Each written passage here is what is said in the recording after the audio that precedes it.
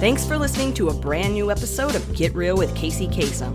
It's the podcast that takes a look behind the scenes of the fantasy football industry through interviews with some of your favorites in the business. Trash Sandwiches, aka Ariel of In Between Media, joined me for this episode, and our conversation included her experience with Draft Night Out, crafting and creating, being a dog bestie, the Eras Tour, being a part of the fantasy football community, and so much more. Make sure to follow Ariel on Twitter at Trash Sandwiches. Give me a follow at the Kacey Kasem and the podcast at GetReal_pod. This podcast is a proud member of the DAP Network. I also wanted to say thank you so much to everyone who listens to the podcast, to everyone who's joined me on the podcast, and just everyone who supports me and this podcast. On October 26, 2020, I dropped the very first episode of Get Real with Kacey Kasem, featuring my good friend Russ Fisher. And look at us now, here we are 3 years later, 90 plus episodes under our belt, and plenty more to come. I just wanted to say thank you again to everyone. And now, here's my conversation with Trash Sandwiches, aka Ariel, on Get Real with Kacey Kasem. Cool. Yeah. Well, the first question I actually wanted to ask you, which is, been on my mind, is do people mess up your name a lot? Like my actual name or my Yes, Twitter like name? your actual name. Yes. Oh, all the time. Okay. Can I make a guess that you are asking because you don't know if it's Ariel? No, it's Ariel. It's Okay. Ariel. But listen, I had to Yeah. listen to things, right? Just to Yeah. make sure, because sometimes people, and then people will say something and you're like, I know. And I but have I know. people that I have known for years and see very regularly, and they still mispronounce it all the time. So if anyone is wondering out there in listener land, it is R-E-L, like the letters R-E-L. It is not like the mermaid. Got that joke as recently as today. I was gonna that was gonna be my next question, right? Yeah. No, I've been walking around today like saying your name because I know so many Ariels, and I was like, okay, first of all, how many times do I use people's names when I'm talking to them? At the beginning and at the end. But I had to keep telling myself Ariel. And then I was like, okay, now I'm gonna start calling everybody I know that's Ariel, and then we'll just go from there. Fine. I'm usually like pretty generous, especially with people that I don't interact with as much, like verbally or face to face or whatever, because we're online. Like you don't hear it pronounced exactly hardly ever. People that I see in my life all the time, I am like, no, come on, you're better than this. But yeah, well, I mean, I have the spelling with my even with like my aunts and stuff. I'm like, come on. Come on. So, okay. So Trash Sandwiches is another thing that people may know you as, another AKA, if you will. How did Trash Sandwiches come about? I really need a better story because there isn't a good story. You're going to have to come, you're going to have to I come know. up with them, but we'll listen to what you have to say now. So the trash comes from my trash dog. She is a trash dog. Like it's where she came from. It's where she will die. It's how she always is. And I love her to death. So that is her. The sandwiches was like an inside joke from way back when. So I had the name from way before, and then like joined Twitter, needed a name, and was like, Trash Sandwiches works for me. I do think it's hilarious to get called trash or trash sandwiches out and about. And I do love every year, like at the expo, having to introduce myself as, hi, I'm Ariel or Trash Sandwiches. And I say Ariel and people are like, what? And then Trash Sandwiches. Oh, like, oh yeah. Every time. And I love it. It's funny.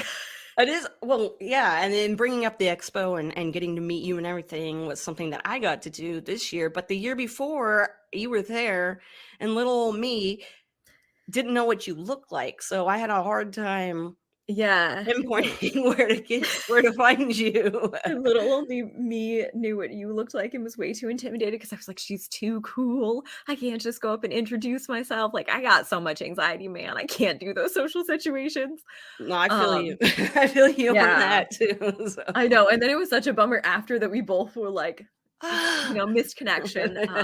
So it was really nice to hang out with you this year for real. Yeah.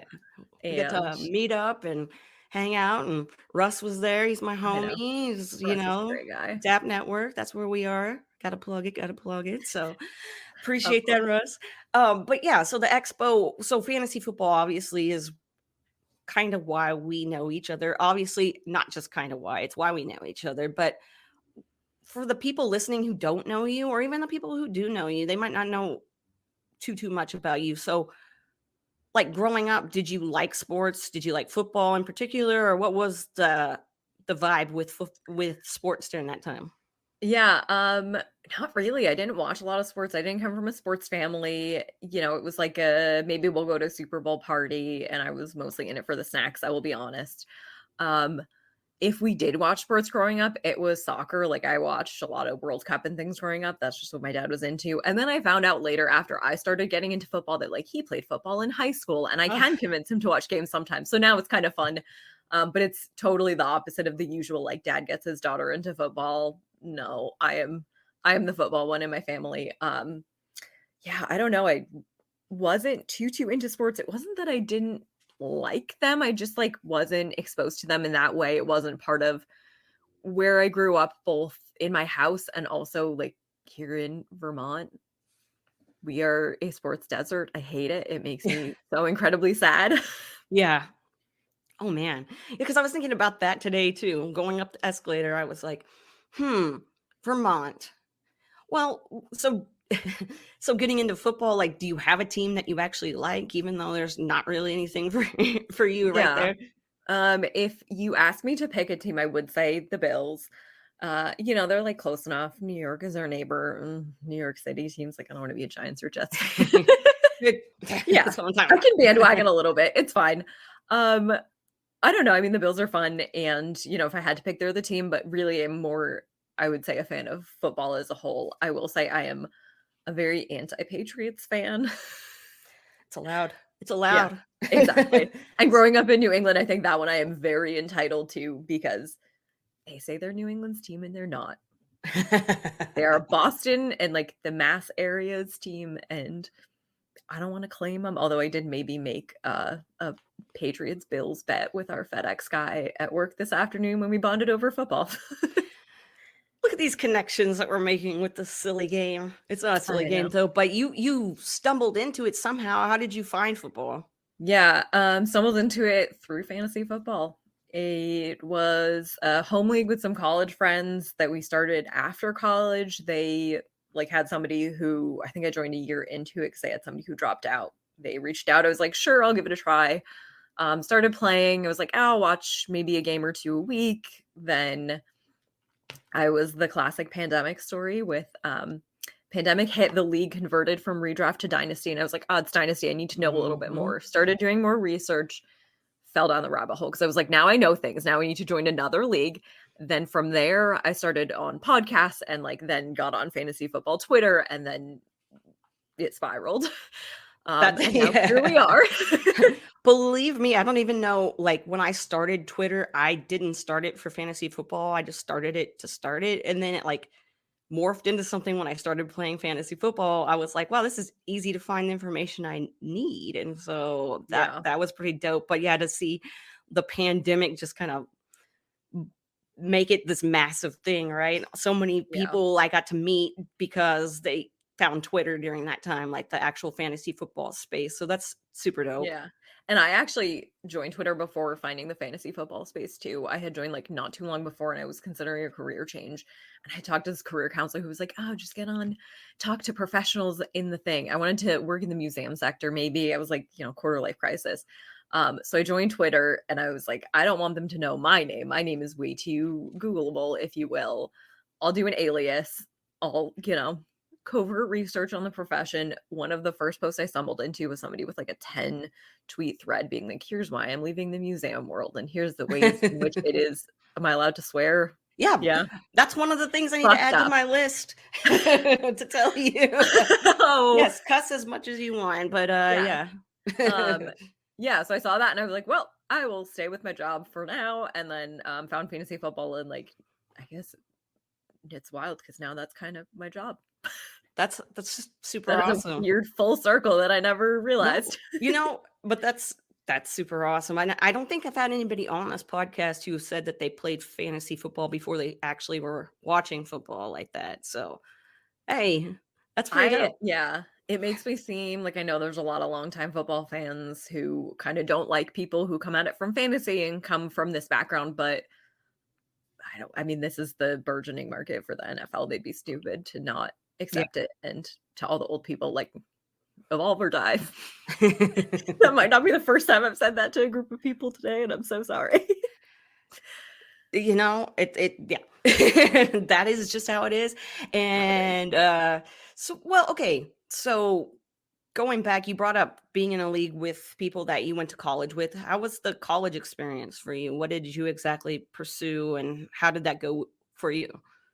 Yeah, so I grew up in Vermont, went to the University of Vermont because in-state tuition and lots of financial aid, and that was the cheapest.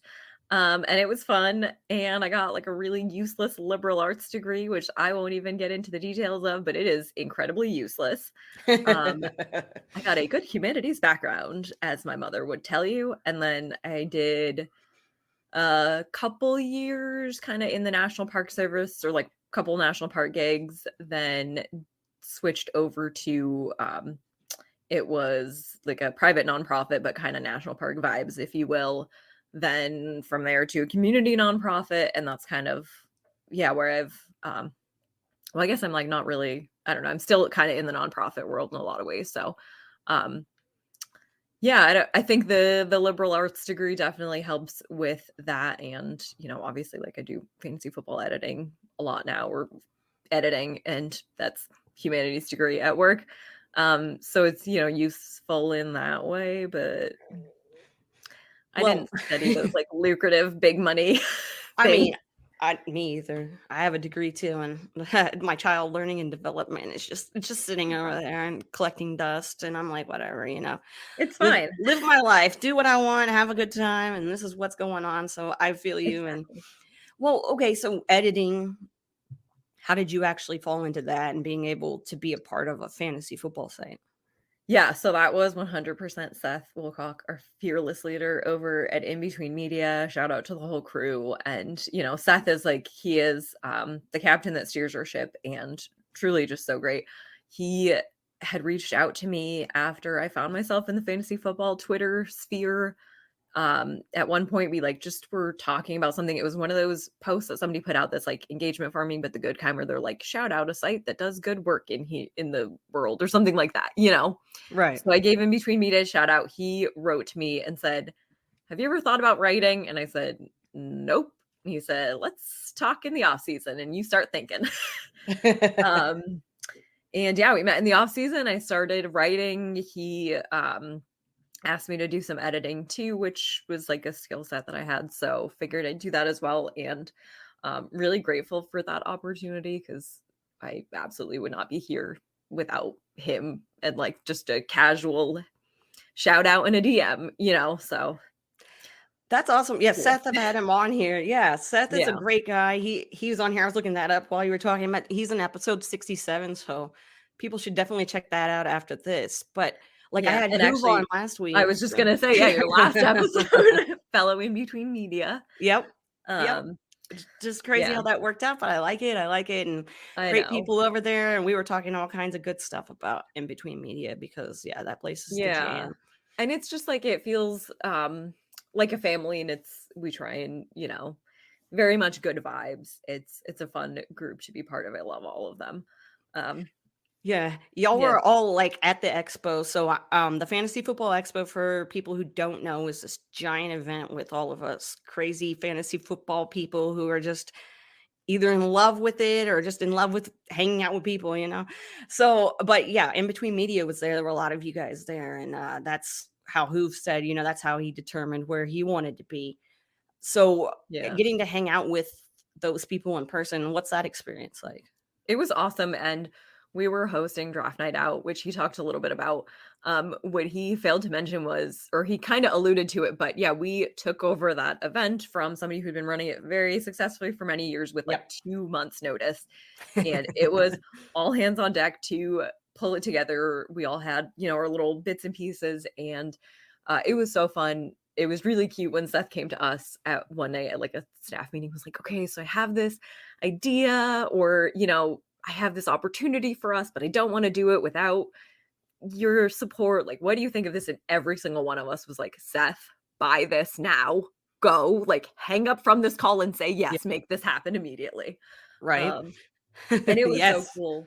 Yeah, it was so cool just to be part of that. And like, we had so much fun and can't wait to run it back next year, bigger and better, hopefully.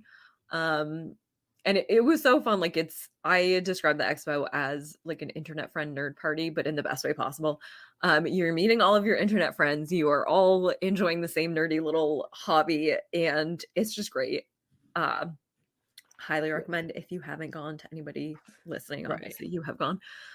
Yes, I have gone. I've gone a few times, a handful of times. And yes, definitely. I know we talk about that a lot on this show, the expo. We're not sponsored by the expo or anything like that. You could be. I mean, but it's a great space for me to meet people to come on this show. I will tell you that. So if you're a fan of, having your own podcast, but you're confused as to where to go to find guests, like go to the expo, meet people, figure out who you vibe with, and the rest is history. I have and will have many a podcast appearance based on expo connections. Couple coming up soon. But yeah, it's really a great time. And actually, so we were talking about this at the Women in Fantasy Football Unwind event the other couple weeks ago. Which you weren't there, but there were a bunch of other people who had. I'm gonna try to go the next one. So yeah, you should. You should. It was really fun, and there were some of the other women who were on the women's panel, and one of the things that really stuck with me from that, and I think it was you were like one of the people that were kind of saying it. A few people were kind of in agreement with it, but hearing women up there say, just find the thing that you like to do in this space and do that, because Right. like you with your podcast, like you are not. If you don't want to create content, don't create content. And we were talking about that again on Mind, and between that and the expo, and like it really just I took it to my heart at the expo hearing that. And prior to that, I had been like, maybe I'm gonna write some content this year. I have done content writing in the past. I pinched hit like last week for it, but it kind of helped me realize that like I like being a part of the community. I enjoy editing and having that as my connection to the community and these other spaces. But I don't really want to be like putting out a weekly article about what like that's. I mean, it's a lot, especially when you have other things going on in your life too. I know, and there are so many smart people out there who are fantastic at that, and that is not my skill set. And like I am happy to read and edit all of your articles, and I love it. And it was just really validating to hear people say like, yeah, you can be part of this space in whatever way you want, which is, I guess, a very roundabout way of saying, even if you are quote unquote, air quotes for those who can't see, just a fan and not a content creator or an analyst or whatever, like go to the expo. Yeah. You will still have a great time, meet some great people, get something out of it, and help you find your place, what you like. 100%. Yeah. You don't have to put out content, and you don't have to, I mean, you can, there's so much out there. Like you said, editing, there's video production. I've talked to numerous people behind the scenes, like, it's graphics. Actually, yeah. I do a graphic a week. There you go. See, graphics, there's all kinds of stuff. So you can be involved in fantasy football and still maybe not put out content, but still be in the behind the scenes stuff, the stuff that people don't get the credit for that they deserve. Like when I work for the footballers, like having an editor, like Kyle, having an editor makes, because I know what I want to say, but sometimes I can get it out the right way. So having somebody tell me like, I think this is what you mean. Is this what you mean? Having read unedited work as an editor, it's fine that I'm reading unedited stuff. I will say you need editors, because the number of typos that I have corrected, and some of them are so funny. My favorite to this day is Sean Python, and one day I will become good at AI and I will make Sean Python. I think that was like some kind of autocorrect with a typo that started at Sean Payton, but that's awesome. It went free in my brain. But yeah, I mean, there's so many ways to help, and but yeah, exactly. I mean, and editing, when you do that, when you sit down and edit somebody's piece of work, what has been like the most challenging part of that? The links. I will be honest. The actual editing stuff is totally fine. I like it. It's the links. Like, if you are not, I don't know, there's a lot of tools that can help and they can auto link. And Mhm. if you mess up certain parts of that, it makes your editors hate you. I will just say that. I would rather do the linking for you than have you do it wrong because I can't undo it and redo it. It doesn't work like that. Um, yeah, I it's like definitely that. like formatting kind of stuff. And, Yeah. I get it. It's one of those where, you work for different sites and they have different Yep. styles and Yep. you gotta adhere to them. So I totally get it. But there's Yep. definitely times when you're like, oh, is it heading 2, heading 3, or are we bold? Are we 4? Like, Oh my gosh, I hated that. I hated doing that. I, like, would have panic attacks because I'm like, "How do I get this to look the way I want it to look? Why can't oh, I?" And I'm, like, over here, like but I finally figured it out, no. and once I figured it out, I was like, "Duh." But, Yeah, it's like, don't panic." But yeah, I like know. and I And got I a think, great no, yeah. keep going. No, I was just gonna say, I think there's like definitely a flow to it once you figure it out that you like, I have a whole system of like, I do all of this step, then I do all of that step. Right. And then basically the last step is actually editing it. Like there is a lot of prep work. And that's when I just sit my coffee, Yeah. copy paste format. Like it's a lot of clicking and coffee sipping, and that's it. When do you have time to do that? Like, what's the time frame? When do you usually find a Yeah. nice spot to kind of carve Um, out for I edit editing? most mornings, like 4 mornings a week. I do some editing. And then I work my normal person day job, if you will, like a few afternoons a week.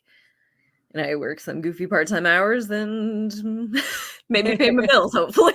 Yeah, right. I get you. I get you on that too. Yeah. I swear, if I could do this for a living, which there's no, I mean, not in a million years would that be a possibility. Oh my God, life would be so much better. But I got to go to that regular job. I Uh, know. I think you could do it for a living, but no, it would it, be it a lot. It's yeah. it's a lot too. Yeah, yeah, yeah, yeah, yeah. But a girl can dream. Maybe one day in my Yeah. retirement, I'll just be like podcasting like crazy, and hopefully that'll work out in my old age if I know how to use the whatever technology they're using then. No. AI is gonna I was just trying to think like will we even have podcasts by then, I'm sure, but I'm sure. how I do we listen? but it's just crazy, right, too, with okay, so podcasting, and you brought up bringing being on podcast and meeting people at the expo who kinda helped you get on the podcast. When you podcast, how do you go into it? Do you have, like, a routine or something that you do before you go into it? Or, like, how do you prepare to go onto a podcast? I go into it very nervously. Um, Join the I'll club. be That's honest. Yeah, it's fine. Yeah, I would say I feel more comfortable on the podcast where I'm talking about myself like this one, which I know sounds stupid, but everybody is a little narcissistic. And also, if you're Yes. talking to me about this, it's a lot easier than talking to me about football and fantasy football stuff because my brain is not a numbers brain. The Yeah. numbers enter and the numbers immediately Gone. leave. And Yeah. if I am on a podcast and I need to talk stats, I am like searching and looking at notes, and it's not Mhm. going to be as good of a podcast or as Nope. conversational. Like it's No, not I my get it. strong suit. Um, so I think I've definitely tried to figure out the types of podcasts that I enjoy and say yes to those more so. Like anytime that I am asked to be on a mock draft at this point, I just say my anxiety does not allow me to do mock drafts because it doesn't. I don't like fast drafts. A mock draft is just asking me to do a fast draft with no reward. Yes. And, I was on a podcast where we were doing our mock draft, and I'm, like, timing out because I'm busy trying to answer the questions and and pick It's too what I much. want and this, that, and the other, and it times out and gets me some player that's always injured or something, and I'm like, "Dude, I know. seriously?" I So, yeah, know. I get it. It's hard to multitask for me, at least. I can't do it, and so having this podcast is always fun, one-on-one. Like, I don't have a co-host to kinda, like, Yeah. guide me if I get off topic or don't know what I'm talking about. So, like right now. Yeah. But no, when you go on a podcast though, once you get comfortable, I assume you get comfortable at some point. Mhm. Once you get comfortable though, like how is it podcasting with different types of people? Like how do you adapt? How do you let the conversations go? Like how has it been being on different shows? Yeah, I think I try to let the conversations flow, get a sense of who I'm on with and, like a rapport, if you will, what the vibe is. There are some podcasts that I would say, are very much more like it's an interview and we're talking about questions. And there are some podcasts where we go a little off the rails and it's 2 hours and we're talking about pizza for like a solid hour and a half. And that is the Tackle Dummies podcast. That's with awesome. Jeff and Kaz, and that was the second episode after the first one was lost. Like every podcast is a little different, and that one was a wild trip of a podcast, but That's really great. fun. And yeah, I don't know. I just try and I guess adjust, be a good guest, if you will, especially if I'm guesting with other people, which I guess that doesn't happen too often. But like on a show with a few people, even just like try and be part of the conversation, not all the conversation. Right. We're here to hang out together. Exactly. Yeah. And I do personally like having other people on. I hate it when they ask me to go first. I don't want to do anything first. Let other people, and then I can kind of piggyback off what they have to say. But yeah, I want to go back to just working with a site. What kind of, for people that are just now wanting to get into the industry or wanting to put out content, even not even like try to make this a job, they just want to put out content. What kind of advice do you have for people that are just now starting? For one, just put stuff out. And I know everybody will say that, but it really is like, just put stuff out. I started by just tweeting into the void, first non-football, but then football stuff. And some of that was like just shit posting about football into the void. And that's what I wanted to do. And that's what I'm still doing. But like now I have people with me. But I think, if you want to actually do that with real content, it's the same thing. Like just put stuff out there. People will find it. I guess the other one big thing that I would say for getting started or even not getting started is, it's kind of Scott Fish's motto, like work hard, be a good person. There's so many people who I think just they want to be right. They want to tear other people down. They want to be the best. They want to be whatever. And they're only doing themselves a disservice because like nobody wants to work with you when that's your attitude. People want to work with you when you're a nice person to be around and a team player and likable. And, you can be really smart and convey your ideas in a way that makes somebody say, wow, they're really smart. I want to listen to them. And that's totally fine. And then you can convey your ideas in a way that's like, this person is really smart and I don't care what they have to say because they are so condescending and rude. And like I don't know, there's some people out there. And for me, like I want good vibes surrounding me. That sounds cheesy. That sounded like the most boomer or whatever the kids say nowadays. I know, but I think people are the same. Like we, and maybe you want to be that cutthroat analyst, and if that's the case, then sure you'll find your cutthroat analyst dates out there. But for the rest of us who just want to have a good time with this shared goofy hobby of ours, like let's just have fun together. We can disagree over fantasy football or football takes. We can have differing opinions on whatever, but we can come from places of respect and kindness. Well, we all know those people that put on a shtick that are like, I'm an a-hole. Like that's who they want to be known as. And it's like, okay. And you know what? They get a following of people who are into that. But I like positivity, so I feel you. Yeah. Okay, so yes, the space has a lot of awesome people in it and a lot of awesome fans of just content. Like before I even got started putting out content or doing anything, I was a fan of lots of sites and lots of podcasts. Her Fantasy Football was my number one, like go to, have to listen to it constantly. And it kind of guided me into this realm of being able to put out a podcast and do all that stuff. I was like, oh, it took me a while, but I finally figured out, yeah, I can do it. So but I still had kind of like those reservations about like why would people listen to me? Would people even like my content and all of that stuff? So first starting out, did you have any of those thoughts going through your head that like maybe I'm going to put out stuff and people aren't going to read it? Or were you I'm just going to do it or what? For sure. I was like, nobody's going to read this. They're not going to like this. They're not going to like me. They're, whatever. It spirals real quick, all those thoughts. But yeah, I absolutely thought that. And I still get so nervous putting out any piece of content, even though I don't know. And I try and just remind myself that it doesn't matter in like, the most kind and broad sense of that, of like, it's also so small. If I have a piece of content that flops, I will Yeah. live.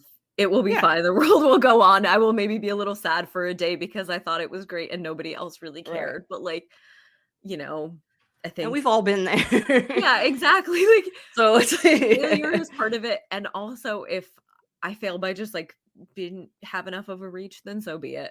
I'd yeah. rather, kind of have that than, I don't know, fail in a much worse way. But yeah, I think it can definitely be nerve-wracking 100%. And I get that every single time that I do things. That's okay though, I get like that too, and then it kind of goes away after a minute. You just got to kind of ride it out. Mhm. What kind of content do you like to put out besides fantasy football content? Is there anything that you like to share with the world that Yeah. something you really enjoy? Well, I was doing some entertainment content for In Between Media, like earlier in the off season, which was pretty fun. Movie, TV, stuff like that. And definitely I should do more of that. I will be perfectly honest with you. I have had like a horrible, horrible writer's block, creative block, and it's been going on for months. Um, and it's wild because I have been like the most successful I've ever been with my executive function, if you will. Like my apartment has never been cleaner and I can't create shit and I hate it. Um, so I don't know. I need to get back into it. I need to like figure out how to get this creative spark back. Maybe I need to mess this place up again. But Yeah, you're a product of your environment. You're too put right. together. You gotta let it go a little Well, bit. I don't feel like I am. I just did a big clean. Yeah, I did enjoy doing the entertainment content, and I did like when I was putting out fantasy football content and the other stuff for In Between Media. I also, things that should be happening that will hopefully be happening. Pulp Fantasy with my wonderful co-host Scott Rainier from In Between Media. We do that, and we went out big with the draft day parody, and it was great. And then Oh yeah. we have not yet followed that up. But yeah, the pressure when you put out something good and then you're like, oh, Yeah, right. what Oh do we do next? crap. I know, but we'll figure something out. And I kind of just like took a little break for the off season and then ended up taking a much longer break when the season started back up again. Yeah, but that's needed. Yeah. I've been when I first started putting out content, I was like, oh my gosh, I have to push. I got to be out there. I got people need to have their eyes and ears on all my stuff. That's cool, but then like after a while, you just kind of get burned out. You kind of just Yeah. feel like, oh my god, I'm so tired. I don't want, it doesn't make it fun Exactly. anymore, right? I know. How do you keep yourself balanced so that you don't burn out, or if you do burn out, how do you kind of deal with Yeah. that? So crafting and creating stuff is my big release. And writing is definitely part of that, which is what kind of sucks that I haven't been writing. And I've been doing some other crafts like sewing and knitting stuff. Well, actually, I haven't done much knitting, but sewing and embroidery and other crafts is a big outlet. I don't know. I was talking to somebody earlier today and they explained it really well of like, if my hands aren't busy, then my mind can't be not busy or something. Where it was like, when you're like watching TV in the evening and you just want to relax. And like, if I am Mhm. sitting there and I'm just trying to watch, I'm not watching. But if Yeah. I'm sitting there and I'm like mindlessly knitting, crocheting, making a Taylor Swift friendship bracelet, I've been doing a bunch of those, then I am paying attention to the show and I am actively watching. You So bring up yeah. you bring up the Taylor Swift friendship bracelets, and I haven't talked about this on the show before, and I know it's in everybody's eardrums, but Taylor Swift. Okay, no, I'm not going to talk about Travis, or am I? No. No. Okay, We can first and talk about foremost. it. Okay, well, okay. So my wife is a big Taylor Swift fan. She's a big Travis Kelce fan too, so it's kind of like a match made in heaven for her. What are your thoughts on this whole Taylor Swift, Travis Kelce explosion of the NFL going insane for all of this trailer, quote I unquote love it. trailer? I don't love the nickname trailer, but I love it otherwise. Yeah, I too am a big Swiftie. Went to see her at the Eras Tour. It was amazing. I did go Ooh. to the Eras Tour movie premiere the other night. It was also amazing.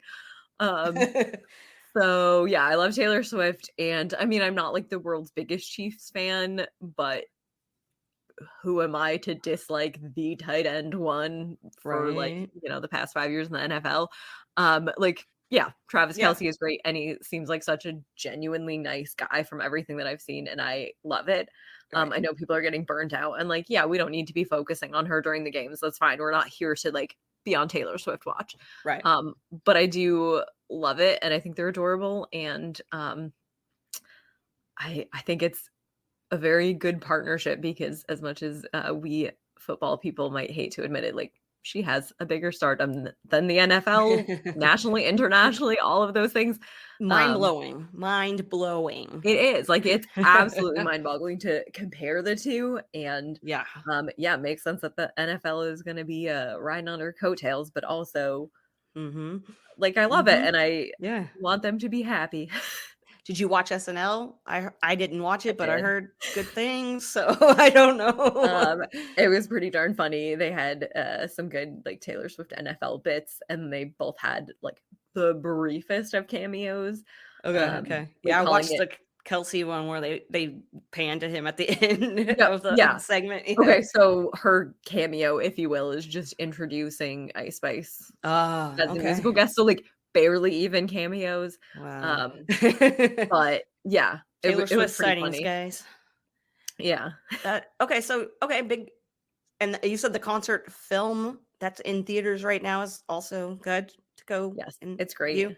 Okay, because Yeah. I was talking to my wife about it because she's like, she likes Taylor Swift, but we've never gone to a concert. She's not really one of those girls where I'm like, oh, there's a Taylor Swift cover band down the street. We can go, hang out and listen to Taylor Swift cover bands or whatever. Nah, I'm good. So maybe I can drag her to the movies. I think she would like the movie. So the concert itself, I'm not big on live music, but Taylor Swift is my favorite artist, and I was somehow one of the very few lucky people to get in like the first group of the first pre-sale before everything crashed. And I got like good tickets for reasonable prices.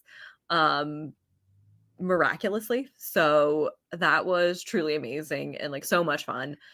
If that is the only big concert that I ever go to, I will die happy.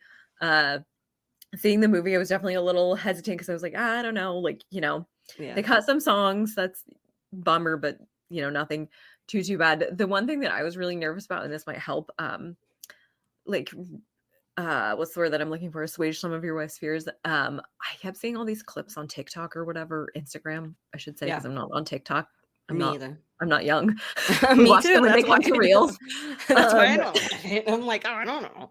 Yeah, exactly. I watch them when they're on Instagram. But anyways, the Yes. TikToks on Instagram of people like screaming and shouting and going wild in the theaters. Right. And I was like, that sounds miserable. No. Yeah. I went with my friend.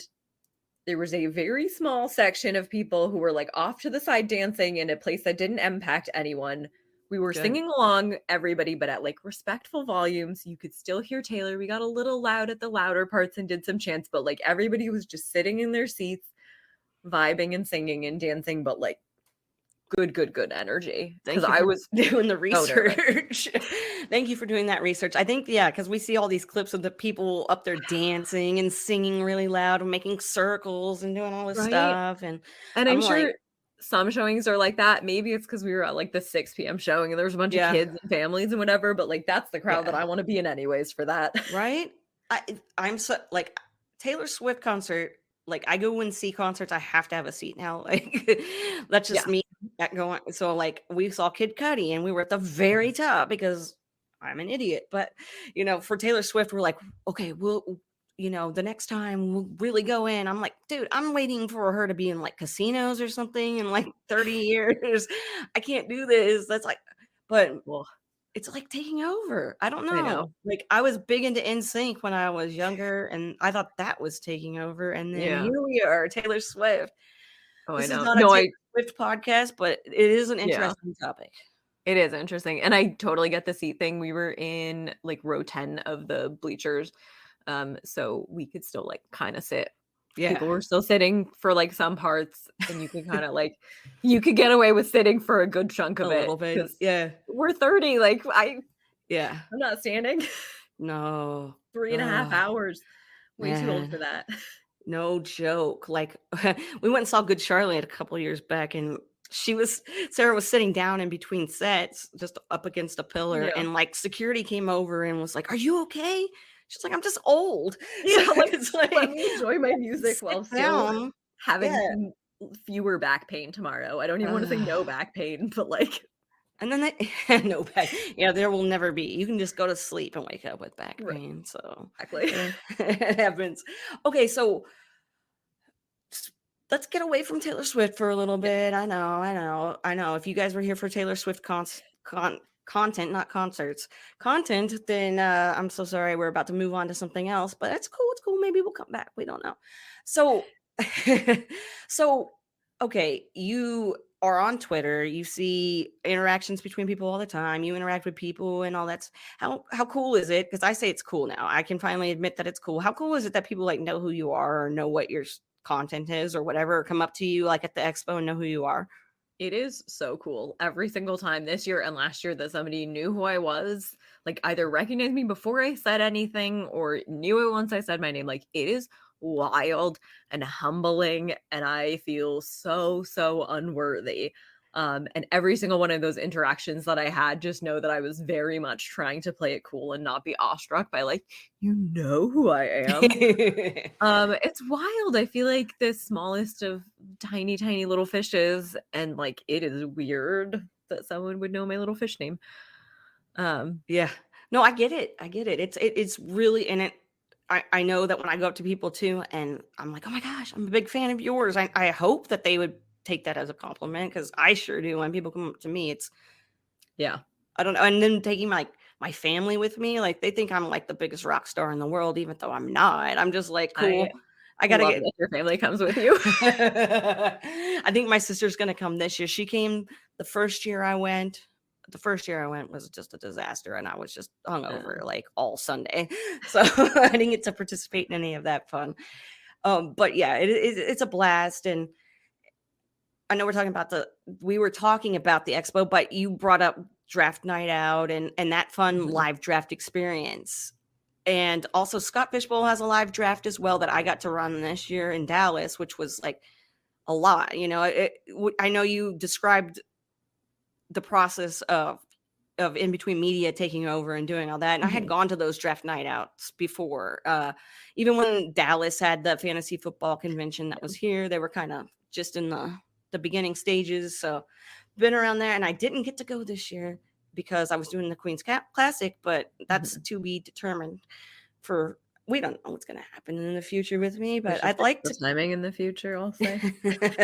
I'd like to come check out the draft night out though because I know Yeah. it's awesome. How fun is live drafting? So I've never done a live draft. I was running that one, like Mm, working behind the scenes and running around and trying to figure out why the microphone good wasn't job. working and, you know, all Yeah. that good stuff. I've never done a live draft, but it looked like it was really fun. We're gonna have to get you to do a live draft. I know. I know. I like I said, I was doing the live Scott Fishbowl draft in Dallas, and I also drafted, and I have the worst team. I am like I've won like a game this year, maybe. Oh I no. just it's too hard to try to do too much stuff, and Yeah. drafting ended up going because that's what I like to say at least is that Yeah, it's yeah. me running around. That's the reason, not because I just Yeah, poorly drafted. Not my fault. exactly. Never, never. Yeah, But the live draft seemed like so much fun. I really wish I could have gone. Yeah, But doing Vermont. the behind the scenes stuff with the draft, right? Running around, just going, what did you learn from that experience? Yeah, I mean, as a team, we definitely learned some things about like we're gonna make that check-in process a little smoother. We apologize. Learning curve, Right? that happens. There's Exactly. always I have run and worked at enough events that there will always be a pinch point, and especially for something new or like changed, there will be that pinch point, and you will learn and you will improve next year. But like it's gonna have that something. And Yep. that was definitely check in and that whole process. So we definitely figured out some things from that, but I think just uh in general some like little kind of management tips to make things smoother, but it's been pretty cool to see it behind the scenes unfold. Like we have our little staff chats and talk about the leaders. Like we're going to do a little shout out to all the leaders because there's some undefeated teams even, and um talking about things like that, or it's interesting always to hear kind of what questions are coming up, because it really seems like y'all are some great league mates. Like, there are very few issues that come up with the commissioners, and I know this because I see every time the commissioners talk to each other about these kind of issues. At least I think I see them. But it's been pretty cool to see, and some of that is definitely like you figure out if a few people are asking the same question, noted for next year, let's put that in like a chat up front that says XYZ pieces of important information. Like that, being prepared, getting that list. Like we had the same thing with us, because like our microphone wasn't loud enough. It was cutting out. It was doing all this stuff, and they had just gotten a new sound system or something, and so like it wasn't working out. So for future, Yeah, exactly. This place had just gotten a new sound system installed like 2 days prior, had never tested it out. We thought it was working. Upstairs, it wasn't. We had Sven upstairs yelling things loudly. Like, Sven was like, I will be the microphone. So I was downstairs when we're pulling the raffles. Seth is announcing things on the microphone downstairs, handing me the number. I'm texting them to Sven, who is shouting them to the entire upstairs. I love it. Thinking on the fly. Exactly. But it was fun to work with the team and kind of like solve those problems as we go, and make all those notes as we're going through it. When after like, well, I my little list started right away, but again, I do event stuff. I know how it goes. Yes, and that comes in handy. So especially on the fly, like I said, having to do that stuff. I told Seth when I found out about the whole draft night out thing, I was like, Seth, my biggest takeaway from this, my happiest thing about this whole thing is that it's on Sleeper. That was my thing. Because, it previously was on a different platform. I'm not going to name names or be mean, because, I mean, all the platforms serve a purpose and everything. But Sleeper is just... Yeah.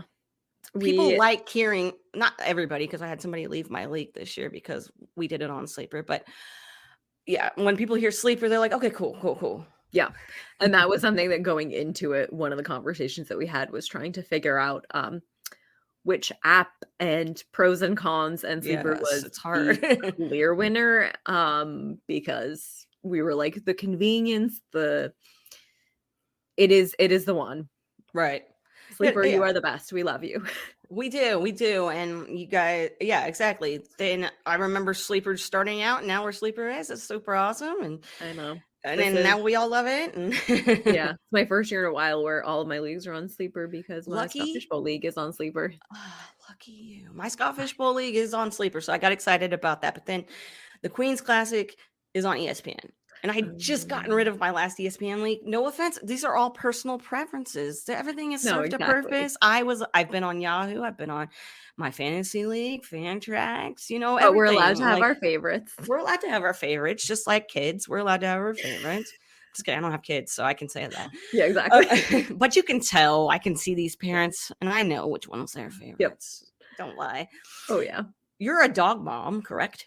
I don't like to say I'm a dog mom. I don't either. Caretaker. I don't like to say dog mom either, but I like to use the Karen term, because that's just the most noticeable term when it comes to owning a dog. I'm a dog bestie. Dog bestie, yes. I say my dogs own me. I don't own them. They're like totally they run the house. So having a dog is awesome, but like how important is it to you to have your little baby when you're going through life and doing all this? She is my everything. No, like, she is my rock. She has been with me through so long. We're coming up on, we just passed 6.5 years actually, which is wild.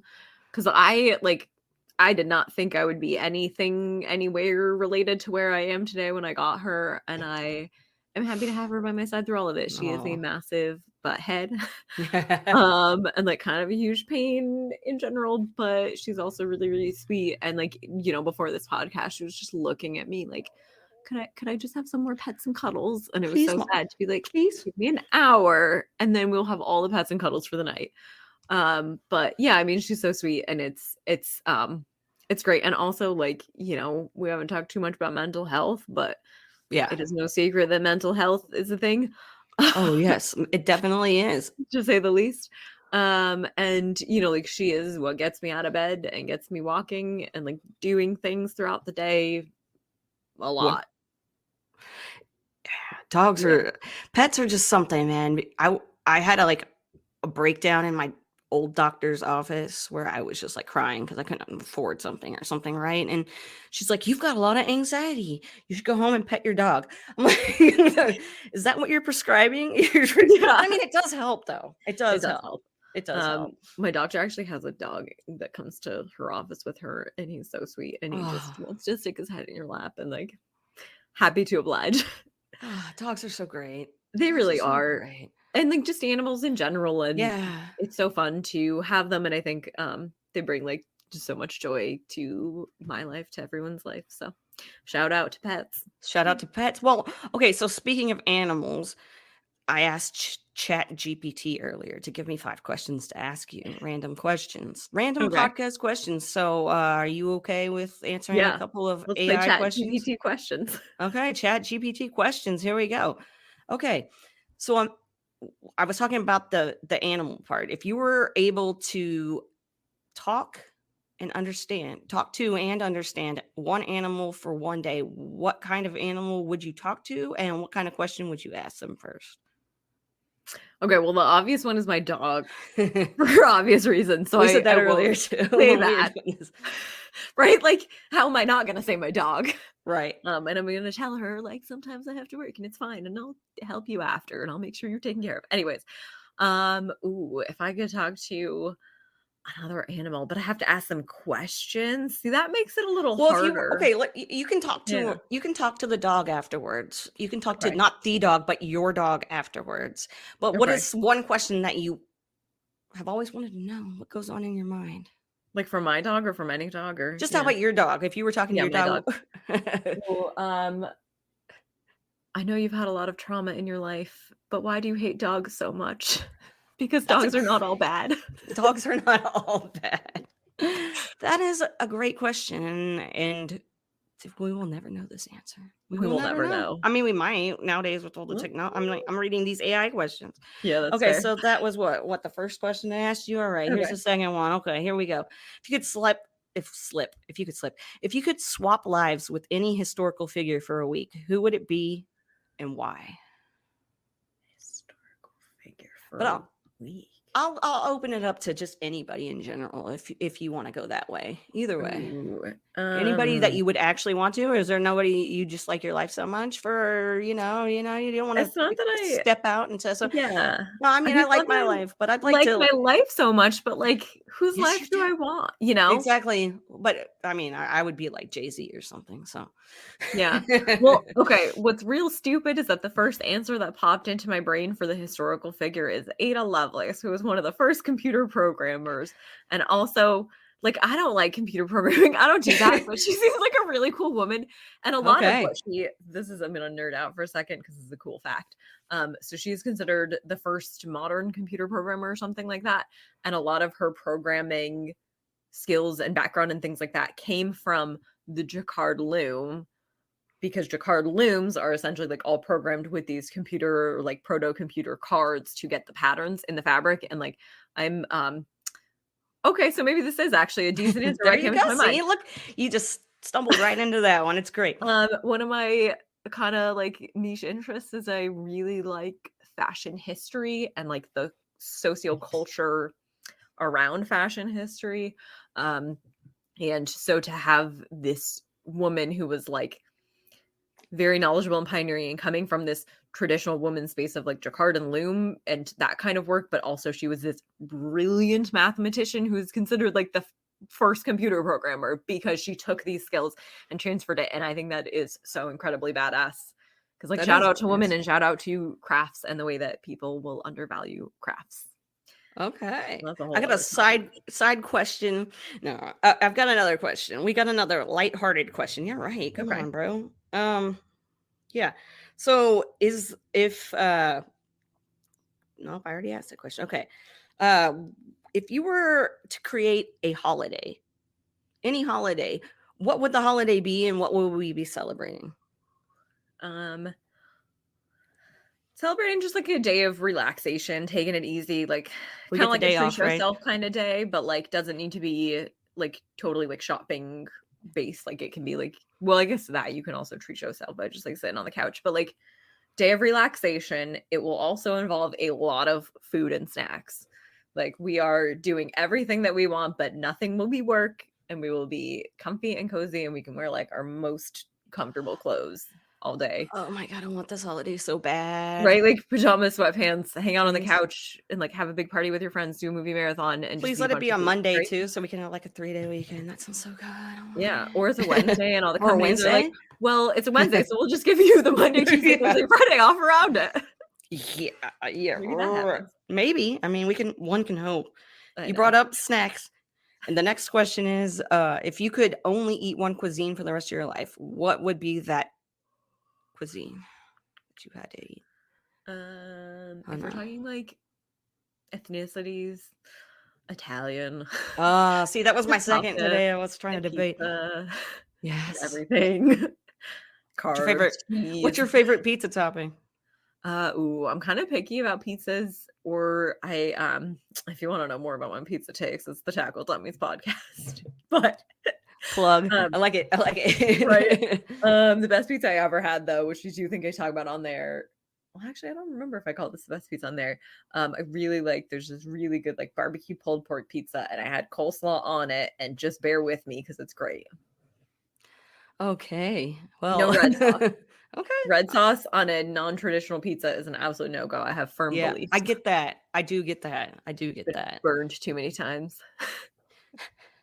Okay, and so ChatGPT knows that you like to craft and create things, and it wants to know what is your favorite thing to create? Ooh, it kind of depends on. I mean, I go through like different phases. Right now, I've been doing a lot of these stupid Taylor Swift friendship bracelets. We won't mention Taylor Swift again. We The can. It's fine.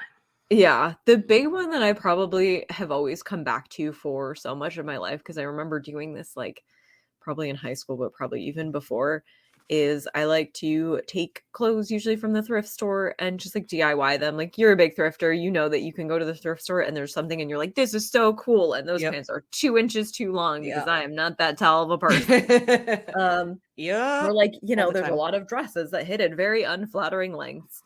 But then sometimes you're like, I'll just add this and I'll do that and then I'll cut there and then I'll whatever. So I love doing like just clothes DIYs. And I have come to this place of peace in my mind where I'm like, if I ruin these days, all I have done is spend an afternoon enjoying something that I like and maybe wasted. Like, the last one was a skirt that I got for 25 cents at a clothes swap. Actually, it was a cardigan that's now a skirt, and I got to do some like fixing. I think it's salvageable, but it got a little wonky in one spot. But I'm like, if the worst that I did was waste like a quarter and a little bit of thread and an afternoon and I had a great time making something, so be it.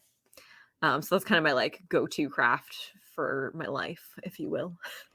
Okay, GPT over here. I hope you enjoyed the answers to your questions. I'm sure that's They're going to help. listening. Yeah, they are. They really are. They really are. So, when the pandemic was at its big time, were you really doing a lot of craft stuff, or what were you doing to kind of, since there wasn't a whole lot to do? Yeah, I was doing a good chunk of craft stuff. I was having a mental breakdown also. You know what? We're talking about mental health earlier. We barely touched on it, so right. So, and like, I feel stupid because I was talking about my stupid exes. Anyways, the ex who is now dead died by suicide like a year and a half after pandemic. We broke up like right before pandemic. He literally moved out on March 1st, 2020.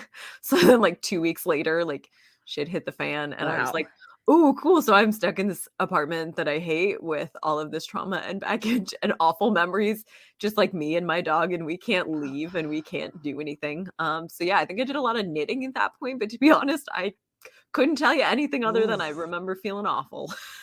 Well, that sucks, and I'm sorry. Sorry to bring that up, but you know what? You found Fantasy Twitter during that time too, you said. So, I mean, you got a lot of good people behind you that really enjoy your content and talking to you and consider you a friend.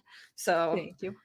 Yeah, I know. And it's funny because like truly there are so many good friends that I've met now in this space. And it is so neat to have those connections and like people that I talk to all the time, more than my IRL friends sometimes. Oh yeah, I feel you on that. Because like this is just such a great community and there's so many special little people in groups and everything.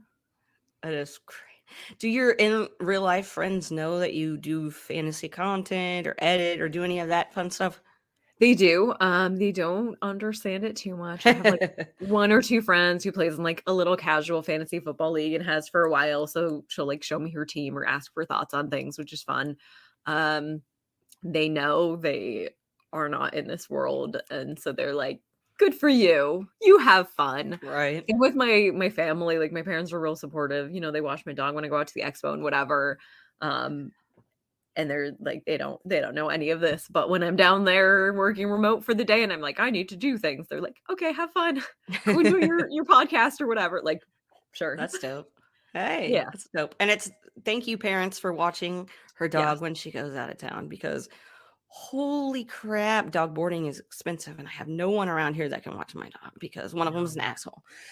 So that's what happens. I But know it's great to have them, yeah, and also just like shout out parents in general. This is something right. that I kept thinking of at the expo was like how many people who have really supportive parents that like both that you saw there, like your dad, Hutch and his dad. Like there Yeah. are people whose dads are there. There was like some like Yeah. 10-year-old kid who I kept seeing around Oh, because yeah. he was oh god, what's his dad's name? He's with Toilets to Titles. We'll plug it in here. Edit right now. Okay. Edit. Okay, so I fact checked this, reached out to Toilets to Titles, and they said 2 years ago, Coach brought his son Emmett, and last year, Justin brought his nephew and son. So there you go. Go check them out. I got you. Thank you. But yeah, it was so cool, like seeing parents supporting their kids, hearing about parents supporting their kids, like at the women's panel, that was really neat. And on the flip side, I would say the number of very proud dads at the expo was pretty darn cute. The number of conversations I had with people where they're just like, my kids are so sweet. Let me tell you about my kids. And I'm like, that's really cute. And I'm glad that It you're is like, cute. yeah, getting them involved in fantasy football and Yeah. or if they're too young for that, at least like Showing being a them cool what's parent. up, getting Yeah, them but prepared. also Exactly. I guess Spending actually I time. should plug like the kids on the other side of that because then there's like Ian Fish with the Ian Fish Bowl and then the That's cool. sneaky girls, Yeah. Dave Fantasies girls. Like, Yeah. I don't, it's cool. Shout out to Getting the them families. started. Yeah. Yeah. Shout out. Get them started early, man. If I had a kid right now, we would be playing in a family league like no other. We would Oh be yeah. doing it. Oh yeah. But, Come on, Stella. When are we getting in this league? right? I always say that. We're just going to plug one of the dogs in if somebody's like not setting a lineup. My dog could set a better. That's my. So, okay.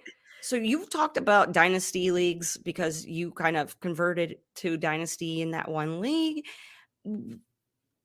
When you went into playing dynasty, I know you did research and figured things out as you went, but what were some of the things you went into it with on your mind? Like, were you concerned? Were you scared? Were you excited to play anew? And what have you learned from that experience switching over to that? I was excited. I was nervous. I kind of went in and I don't think I really understood the like strategy behind, you kind of either have to plan your team for a win now or a rebuild. And I didn't really do that. And the first year I did pretty poorly. I think I was like second to last. The guy in last has been in last place for like 3 or 4 years running. Oh, that always makes you feel a little better, right? Last for every single year since we've had it as a dynasty league, which I do think is like 4 years. Anyways, so the first year I did really poorly, but I felt like I learned a lot. The second year I won it. So I was like, okay, I took lessons. I went in, I rebuilt bigger and better than ever, and then won it. And just trying to, switch over that mindset. I have learned since then that I am not a dynasty girly. I play in 2 dynasty leagues. It's that one, and it's a Moose Leagues for charity, for mental health charities. And those are my only 2 dynasties because otherwise, as I will jokingly say, I can only stress about 2 perpetually underwhelming dynasty teams. I don't have it in me to worry about more. I have 3, and that's 3 too many. No, I'm just kidding. I love my dynasty leagues. I'm just trying to rebuild in all of them and trying to figure out how to rebuild because it's hard when you play with a bunch of people on Twitter that are these industry folk that I have one that's been floundering for years, and I'm like, can this team just flounder forever? And I'll just like waste my money on league fees, but have a good time every year. Exactly. It's fun to just try new stuff. Do you like the waivers? Are you a trade girl? Are you just kind of, how do you build your team? I hate waivers. Trades are okay, but I'm very nervous about sending them. So if you send me a trade offer, I very much appreciate that because I'll probably never send one out. I like to do different kind of team builds. My favorite part of fantasy football, I've realized, is like leagues with twists. So I have been playing in one this year, which I am not allowed to reveal too much. It's the fantasy football reality competition. I believe, allowed to announce that I'm in the cast because we've had like a castless video coming out, but it's like a reality show / fantasy football league. And there's all these like side quests, if you will. So you're playing in both a regular guillotine league, as well as doing several DFS challenges a week.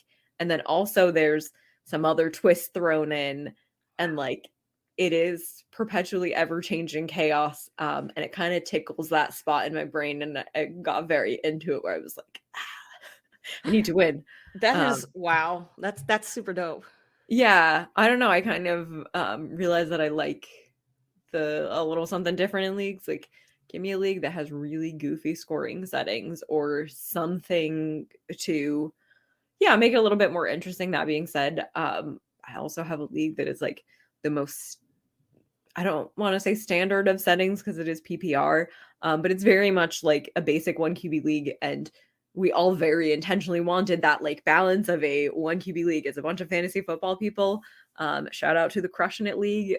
I know you've had a few of our members on recently, like Hoove and Joey. And it's such a great league because every single person in that is just like my favorite people. Like they're phenomenal people. So we're like, we're playing in a quote unquote boring league format, if you will, but it's like such a good group that, we're going to have fun regardless. And it's kind of nice to have that break from all the strategy too. Yes. Oh my gosh, that sounds so great. It really is. Variety. Like, and going back to like the basics and stuff, you kind of have to relearn things too, because you're like, oh, it's not super flex. One quarterback. It's not tight end premium. It's not this, it's not that. You're like, okay, cool. Right? I can rock with this. That's cool. Yeah. Then you have a kicker and a defense. Yeah. Which I know people have strong opinions on. I don't. My opinions are play how you want to play. If you don't want to be in a league with kickers, don't be in a league with kickers. If you don't want to be in a league with defense, don't be in a league with defense. It's not a selling point for my leagues. It's not a detracting point for any of my leagues. If that's what you want, I'll do it. Like, it's, but I like having that variety. I think that's definitely my favorite part of the fantasy football is having a little something different to pay attention to. Do you watch football? Are you sit down and watch football? So how is watching football with you over the weekend? Like on a Sunday, what is watching football like? I'm probably like pretty tame to watch with. I also, especially for Sundays with Red Zone and this year not writing content, my big thing is like I put it on and I like kind of sit in front of it and do some crafts and I just vibe and I just have a good time and I'm like watching it. But if I miss a play, it's fine. It's not the end of the world. It's 7 hours of football. I can miss a minute to like go to the bathroom and get snacks. Yeah. And I think it was very liberating to have that this year, where like in the past when I have been making content, there was this little part where I'm like, oh my gosh, I have to be watching every second of every game. And that is so hard. It is hard. And I think we as like football people need to stop perpetuating that myth because it is so unsustainable that we can watch 7 straight hours of commercial-free football on Sunday, plus Thursday night and Sunday night and Monday night, and maybe a second Monday night or like also an internet. It is too much. It is too much football. It is. I think it's too much football for me. I need some variety in my life. I love football. I watch the Cowboys game, and that's about all I do now. Which my dad's like, I can't believe you're watching romantic comedies with your wife on a Sunday, and I'm like, dude, because romantic comedies are amazing, and I exactly. think that sounds like a great Sunday, right? It's Sunday fun day. You just stay at home in your pajamas and you watch movies all day. Yeah, I know. And I've gotten lately like feel like I'll put on Red Zone and watch it while I'm doing things and enjoy it. And then it gets to the end of that. And I'm like, I don't really want to watch the Sunday night game. And I will put on like a rom-com or something. And it's a good balance. And it's a nice way to go into the new week. It's that positivity. If I have to watch it, whatever. If I have to watch a game like last night's game again, I don't know. I can't. Nobody Anyway, loses in a rom-com except the bad people. except for the The bad favorite team people. can't lose in football. I'm gonna go and watch me some Bridget Jones' Diary, and then I'm gonna watch some 10 Things I Hate About You, and then so anyway, all over the place, teen comedies. Fantastic. I just No, like I love the it. feel good stuff. I don't want to be down on my Sunday. That is how I feel about like TV, books, movies. I don't want to, like, I have enough depression in my life. I don't need to watch and read things that are going to make me more depressed. No, exactly. The Dallas Cowboys make me depressed. So Exactly. my blood pressure goes up way too high. Don't need to have that toxicity in my life. So, okay, so you are into like TV and movies and all that. Do you have a favorite show or movie? Ooh, or something that you've been watching lately that you really like? God, what have I been watching lately? The Taylor Swift Era Tour. So empty. I actually did watch some other Taylor Swift content after the Eras Tour movie. YouTube is definitely trying to like clog my algorithm with that stuff right now, because you watch one Taylor Swift music video and now you should watch all of them. Now you have to watch. We do sometimes. We have like Taylor Swift music video watching parties. They're great. I love my wife. Movies. Well, okay, so when you were listing the like blah blah blah to teen movies, my brain instantly went Clueless. Oh my God, that movie is so good. Yeah, I don't know why my brain was like Clueless, but like it is such a good movie. Oh my God, I love it. Oh my God, I'm gonna have to go watch that this weekend. Right, it is one of my favorites. I would say. I definitely have it on DVD here somewhere. Paul Rudd, I love you so much. Okay. So young and good, and he still looks the same. I know, it's anyway. I'm trying to think what else. I feel like I have been watching something lately, and I like absolutely my brain is just like, nope. It's the end of the day. I get it. It is the end of the day. I like TV and movies. I like rom-coms. I like real cheesy rom-coms. I am not above a very cheesy Hallmark rom-com. Give me something that's cheap. Give me some Lindsay Lohan movie like 2 years ago and I'll watch it. Like, oh yeah. I mean, I have to be in the right mood sometimes for like that level of cheese, but I will watch it if I'm in that mood. But my mood is a couple of ciders in. That's my mood for watching that. The ciders, you and me. Kindred spirits. Kindred spirits. Well, I've had a blast with you, and I really enjoyed talking with you on this episode. Like, for real. Like, it was just a nice conversation. I feel like I really got to just hanging out with a friend. Exactly. I want you to go ahead and let everybody know where they can find you, and not just like your content, but also like where they can, I don't know, I do know, but where they can find your craft work, your knitting, your good fun stuffs that we really enjoy. Because I saw all those hats and they were like pretty rad. I might have to hit you up. But go ahead and that was a big ending to trying to get you to tell me where to find your stuff and everything. So go ahead and just plug all your stuff. Cool. So you can find me on Twitter at Trash Sandwiches. Most of my like fantasy football, or I guess content in general, is going to be under In Between Media. And they are great people, so you should follow them anyways.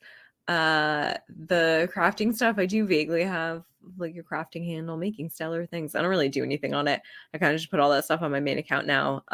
But yeah, I do a lot of like knit hats, like you were saying. Look at them. They look pretty dope. Football teams. I know they're fun. I'm not wearing one right now. I got to pull out all my winter gear still. It's barely fall here, but it's well into fall. But we're in denial. I guess that's where you can find me, at Trash Sandwiches, just like you think. I always want to pretend that it's like trashes and witches, but the spelling is not quite there. But someday I'm gonna try. I did kind of look at that and I was like, what can we make this to for the fun stuff? I know, should be Trash Sandwiches. So yes, please, everyone that's listening right now, I would really appreciate it. REL would also appreciate it if you guys would go over there and I said I was working on this. If y'all would go and check out all of her work, follow her, and give her a shout out, tell her you listen to this episode. That would be dope. Thank you again for coming onto the podcast. I appreciate it so much. You're so awesome. You're so great. Thank you so much for having me. I was anxious to come on here, and I was like, just kept calming myself for being like, it's going to be like a conversation with a friend. It's going to be fine. And it was I'm always anxious too, so it's okay. Even if I know you, I'm still anxiety anxious. Gang. Anxiety gang. Yay, We roll yay. deep. All right, guys and gals and everybody. Go ahead, friends, even foes, I don't care. Make sure to come back next week for another episode of Get Real with Kacey Kasem. And remember to stay rad.